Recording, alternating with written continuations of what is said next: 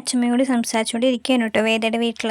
എന്നിട്ട് മുത്തശ്ശി അച്ഛമ്മയോട് ചോദിക്കുന്നുണ്ട്, അപ്പോൾ ജോത്സ്യര് പറഞ്ഞ പ്രകാരമല്ല ഇതൊന്നും ചെയ്തത്. അപ്പോൾ അച്ഛമ്മ പറയുന്നത്, ജോത്സ്യര് പറഞ്ഞ പ്രകാരമല്ല, ഈ കുടുംബങ്ങൾ തമ്മിൽ ചേരാൻ വേണ്ടി ഞാനുണ്ടാക്കിയ ഒരു വഴിയാണ് ഇതൊക്കെ, ഈ വിഗ്രഹം കൊണ്ടുവന്ന് പൂജിക്കലൊക്കെ. ശരിക്കും അങ്ങനെ ഒരു ആചാരമൊന്നുമില്ല.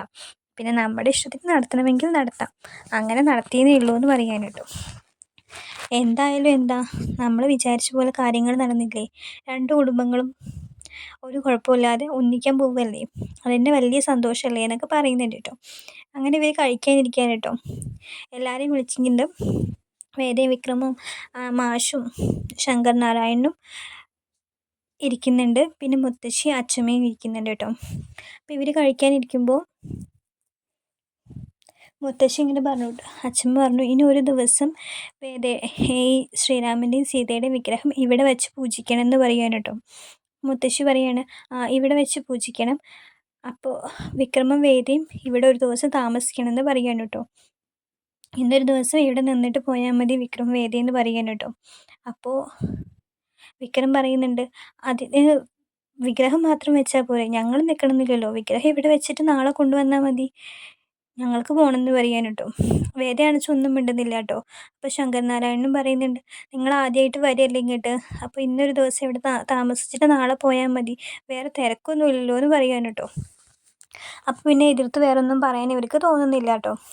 അങ്ങനെ അവർ നിൽക്കാമെന്ന് സമ്മതിക്കാൻ കേട്ടോ. ഇനി കഴിക്കലൊക്കെ കഴിഞ്ഞ് മാഷു ഇവരൊക്കെ ഇവനെ ഇരിക്കുമ്പോൾ ശങ്കരനാരായണൻ പറയുന്നുണ്ട്, ഇനിയിപ്പോൾ കുറച്ചും കൂടി കഴിഞ്ഞിട്ട് പോവാം, വേറെ തിരക്കൊന്നുമില്ലല്ലോ, പിന്നെ വിക്രം വേദ ഇവിടെ ഇരിക്കല്ലേ എന്നൊക്കെ പറയുന്നുണ്ട് കേട്ടോ.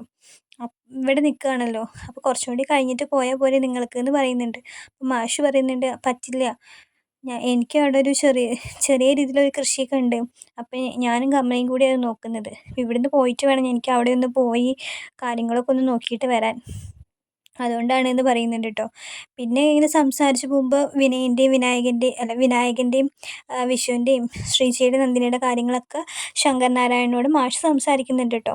സംസാരിച്ച് വന്നപ്പോൾ അവരിങ്ങനെ സംസാരിച്ച് വരുന്നുണ്ട്. പക്ഷെ പലതും അങ്ങോട്ടും ഇങ്ങോട്ടും ചോദിക്കണമെന്ന് രണ്ടുപേർക്കും ഉണ്ട്. പക്ഷെ അങ്ങനെ ഒരു ഇതിലേക്ക് അവരെത്തിയിട്ടില്ല കേട്ടോ.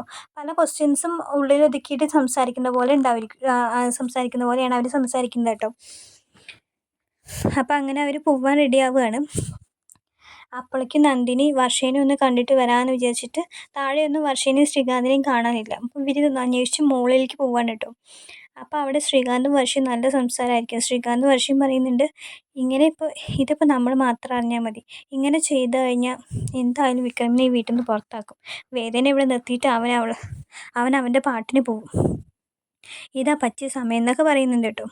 അപ്പോൾ ഇത് കേട്ടപ്പോൾ ഇവളിത് കേട്ട് നിൽക്കുന്നത് ഇവർ കണ്ടു കേട്ടോ. ഇവർ കണ്ടതും നന്ദിനി പറയുന്നുണ്ട്, ഞാൻ നിങ്ങൾ പറയുന്നത് ഒളിഞ്ഞു കേൾക്കാൻ വന്നതൊന്നുമല്ല, പോവാറായി, അപ്പോൾ വർഷേച്ചിയോട് പറഞ്ഞിട്ട് പോവാച്ചിട്ട് വന്നതാണ്, താഴെ ഒന്നും കണ്ടില്ല എന്ന് പറയാണ്. അപ്പോൾ വർഷ പറയുന്നുണ്ട്, ഞങ്ങൾ വേറൊരു കാര്യം സംസാരിക്കുകയായിരുന്നു എന്ന് പറയുന്നത്. അപ്പോൾ നന്ദിനി പറഞ്ഞു, എന്തായാലും വർഷേച്ചി, നമ്മൾ വിചാരിച്ച പോലെ ഒന്നും നടന്നില്ലല്ലോ, ഇവിടുത്തെ അച്ഛനാണെന്ന് വെച്ചാൽ ഇപ്പോൾ വിക്രമിൻ്റെ വീട്ടുകാരെയൊക്കെ ഇഷ്ടപ്പെട്ട പോലെ ഉണ്ട്, ഇങ്ങനെയൊക്കെ നിങ്ങൾ സ്വീകരിക്കുന്നതെന്ന് ഞങ്ങൾ വിചാരിച്ചില്ല എന്ന് പറയാണ് കേട്ടോ. അപ്പോൾ വർഷ പറയുന്നുണ്ട്, എന്ത് ചെയ്യാനാ, ഇവിടെ എല്ലാവർക്കും തലയ്ക്ക് വിളവില്ലാണ്ടായിക്കൊണ്ടിരിക്കുകയാണ്, ഞങ്ങളൊരു കാര്യം പറഞ്ഞാൽ നന്ദിനി അതുപോലെ ചെയ്യുമോ എന്ന് ചോദിക്കാൻ കേട്ടോ. എന്താണ് വർഷേച്ചി ചോദിക്കേണ്ടത്, നന്ദിനിക്ക് വേദ അങ്ങോട്ട് വരുന്നതിൽ താല്പര്യമില്ലല്ലോ. താല്പര്യമൊന്നുമില്ല, ഇവിടുത്തെ കുട്ടിയായതുകൊണ്ട് പറയില്ല, അവൾക്ക് കുറച്ച് അഹങ്കാരം കൂടുതലാണ്, അതുകൊണ്ട് തന്നെ അവളാണ് എല്ലാം എന്നുള്ളൊരു ചിന്താഗതി അവൾക്ക്. ഇപ്പം തന്നെ വീട്ടിലെ അമ്മയും അച്ഛനൊക്കെ അവളെ തലയെ കയറ്റി നടക്കുകയാണ്, അച്ഛനതിവിടെ കാണിക്കുന്നില്ല എന്നേ ഉള്ളൂ എന്ന് പറയാൻ കേട്ടോ. എന്നാൽ ഞങ്ങളുടെ കയ്യിലൊരു വഴിയുണ്ട്, പക്ഷെ അത് നന്ദിനി എങ്ങനെയെങ്കിലും ഒന്ന് നടത്തി തരണം എന്ന് പറയാൻ കേട്ടോ. എന്ത് വഴി?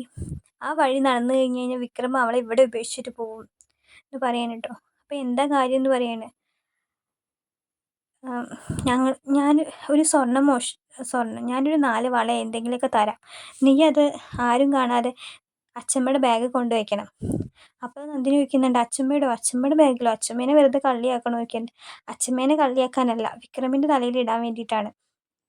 വിക്രം എന്തായാലും ഇങ്ങനെ നടക്കുന്ന ആളാണ്, ഒരു മോഷണമൊക്കെ ചെയ്യുന്ന ആര് പറഞ്ഞാലും വിശ്വസിക്കുമെന്ന് പറയാൻ കേട്ടോ. നന്ദിനിക്ക് ഇത് ചെയ്തു തരാൻ പറ്റുമോ? അങ്ങനെയാണെന്ന് വെച്ചാൽ വിക്രം വേദന ഇവിടെ നിർത്തിയിട്ട് പോകുമെന്ന് പറയാൻ കേട്ടോ. ചെയ്തു തരികയൊക്കെ ചെയ്യാമെന്ന് പറയും, എന്നാൽ ഞാൻ ചെയ്തു തരാമെന്ന് പറയാണ് കേട്ടോ. അങ്ങനെ വർഷം 4 വള എടുത്തിട്ട് നന്ദിനിയുടെ കയ്യിൽ കൊടുക്കുകയാണ്. നന്ദിനി അത് ഷോളിൽ പൊതിഞ്ഞിട്ട് കൊണ്ടുപോകാൻ നിൽക്കുമ്പോൾ ശ്രീകാന്ത് പറയുന്നുണ്ട്, ഇത് നമ്മൾ 3 പേരല്ലാതെ വേറെ ആരും അറിയരുത്, ശ്രദ്ധിച്ചിട്ട് ചെയ്യണമെന്ന് പറയാണ് കേട്ടോ. അങ്ങനെ നന്ദിനി ആ വളകൾ താഴത്തേക്ക് ഇറങ്ങിയിട്ട് ആ അച്ചമ്മയുടെ ബാഗ് തപ്പുകയാണ് കേട്ടോ. ബാഗ് തിരയുമ്പോൾ സോഫയുടെ മറവിലിരിക്കുന്നത് കാണും. അങ്ങനെ ആരും കാണാതെ നന്ദിനി അത് അതിൽ കൊണ്ടുവയ്ക്കുന്നുണ്ട്. എന്നിട്ട് നന്ദിനി ശ്രീജേടത്തിയുടെ അടുത്തേക്ക് പോകുന്നുണ്ട് കേട്ടോ.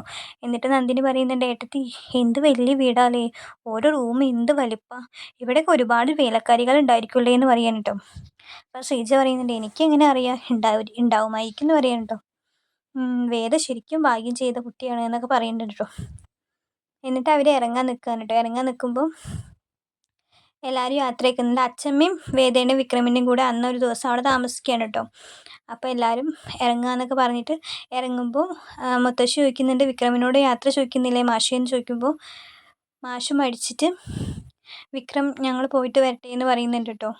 അപ്പോൾ വിക്രത്തിന് അത് കേൾക്കുമ്പോൾ ഭയങ്കര സന്തോഷമാവുന്നുണ്ട്. വിക്രം ഞെട്ടുന്നുണ്ട് കേട്ടോ. കാരണം ഇത്രയും കാലത്തിന് ശേഷം അച്ഛൻ തൻ്റെ പേര് വീണ്ടും വിളിച്ചപ്പോൾ അതൊരു സന്തോഷമാണ്. അപ്പോൾ ഇങ്ങനെ ഒരു സിറ്റുവേഷൻ ആയപ്പോൾ അച്ഛനും കുറച്ചും കൂടി മാഷും വിക്രമായിട്ടുള്ള അടുപ്പമൊക്കെ തുടങ്ങുന്നുണ്ട്.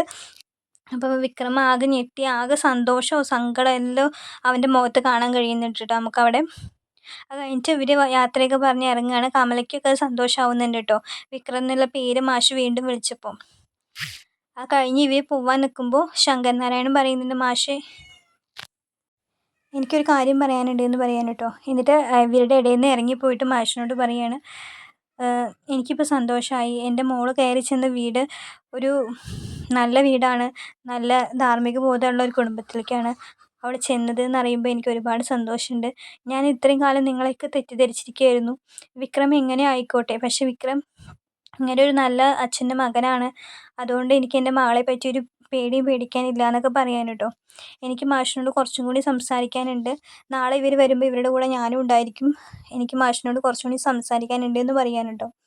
അപ്പോൾ മാഷിന് സന്തോഷമാവുന്നുണ്ട് കേട്ടോ ഇങ്ങനെയൊക്കെ ശങ്കർ നാരായണൻ പറയുമ്പോൾ. അപ്പോൾ മാഷ് പറയുന്നുണ്ട്, സാറിന് എപ്പോൾ വേണിച്ചാലും ഞങ്ങളുടെ വീട്ടിലേക്ക് വരാം, എപ്പോൾ വേണമെങ്കിലും വന്നോളൂ എന്ന് പറഞ്ഞിട്ട് അവർ യാത്രയാക്കാണ് കേട്ടോ. അങ്ങനെ ഇവർ പോകുന്നത് നോക്കിയിട്ട് വേദയും വിക്രം അവിടെ തന്നെ നിൽക്കുന്നുണ്ട്. ബാക്കി എല്ലാവരും കയറി പോകുന്നുണ്ട് കേട്ടോ. എന്നിട്ട് വിക്രം പറയുന്നുണ്ട്, എനിക്കിവിടെ നിൽക്കാൻ ഒരു താല്പര്യമില്ല വേദ, എനിക്ക് നിൻ്റെ സന്തോഷം എനിക്ക് കാണാനുണ്ട്, പക്ഷേ ഈ സന്തോഷം അധികം നേരം ഉണ്ടാവില്ല എന്നാണ് എൻ്റെ മനസ്സിൽ പറയുന്നത്, എന്തോ വലുത് വരാനുണ്ട് എന്നെനിക്ക് തോന്നുന്നു എന്ന് പറയാൻ കേട്ടോ വിക്രം. വിക്രമിന് അങ്ങനെയൊന്നും തോന്നേണ്ട ആവശ്യമില്ല, അങ്ങനെയൊന്നും ഉണ്ടാവില്ല, ഒരു ദിവസം ഇവിടെ നിൽക്കുക, നമ്മൾ ഒറ്റയ്ക്കൊന്നുമല്ലല്ലോ, അച്ഛമ്മയുണ്ടല്ലോ എന്ന് പറയാൻ കേട്ടോ. എന്നാലും നിൻ്റെ ഏട്ടൻ എനിക്ക് എന്നെ എന്തെങ്കിലും ചെയ്യാമ്പോൾ വീടെടുത്ത് നടക്കുകയാണ്, എന്തെങ്കിലുമൊക്കെ ഉണ്ടാവുമെന്ന് മനസ്സ് പറയുന്നുണ്ട് എന്ന് പറയാൻ കേട്ടോ. അപ്പോൾ വേദ പറയുന്നുണ്ട്, അങ്ങനെ ഒന്നും ഉണ്ടാവില്ല, ഇവിടെ എല്ലാവരും നിന്നോട് വിക്രത്തിനോട് നന്നായിട്ടല്ലേ പെരുമാറിയത്, പിന്നെ എന്ത് പറ്റി, അങ്ങനെയല്ല, എന്നാലും ഒരെന്നാലും ഇല്ല, ഇപ്പം ഞാൻ ഇങ്ങനത്തെ സിറ്റുവേഷനിലൂടെയാണ് കടന്നു പോയിരുന്നത്, ഞാൻ അനുഭവിച്ചത് എന്തൊക്കെയാണെന്ന് വിക്രത്തിന് മനസ്സിലാവുന്നില്ലേ, അതെന്നെ വലിയ കാര്യം എന്ന് പറയാൻ കേട്ടോ. നിനക്ക് എന്ത് പറഞ്ഞാലും ഒരു ഫിലോസഫി ഉണ്ടല്ലോ എന്ന് പറയാൻ കേട്ടോ വിക്രം.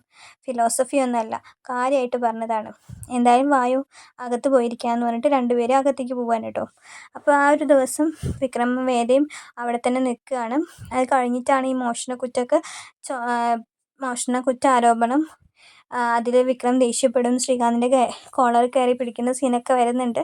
വീഡിയോ ഇഷ്ടമാക്കിയാൽ എല്ലാവരും ഒന്ന് ലൈക്ക് ചെയ്യണം, സബ്സ്ക്രൈബ് ചെയ്യണം. താങ്ക്